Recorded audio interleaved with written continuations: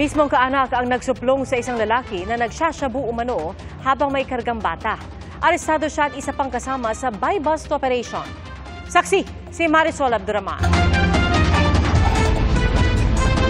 Tila may hinihit-hit ang lalaking yan habang may karga pang bata.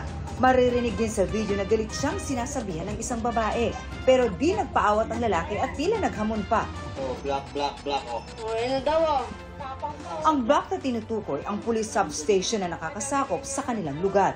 At ayon sa Navotas Police Drug Enforcement Unit, shabu ang tinitira ng lalaki.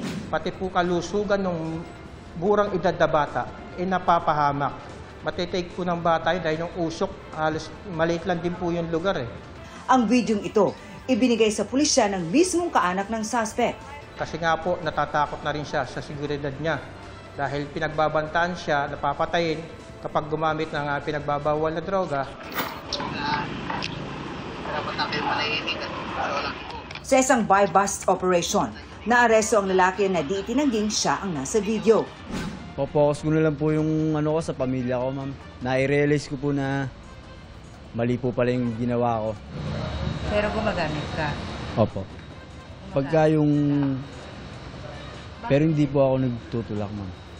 Huli rin ang kasama niya umano sa pagbebenta ng shabu.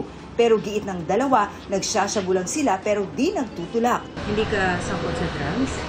Dati po nasangkot po. Kailan yung dati? Mga 2019 po. Iginit din ng dalawa na hindi sila nahuli sa buy-bust. Karapatan din naman po nila yon, ma'am. At kumbaga, sa korte na lang din po nila ano yung allegation niya. Para sa GMA Integrated News, Marisol Abduraman, ang inyong saksi.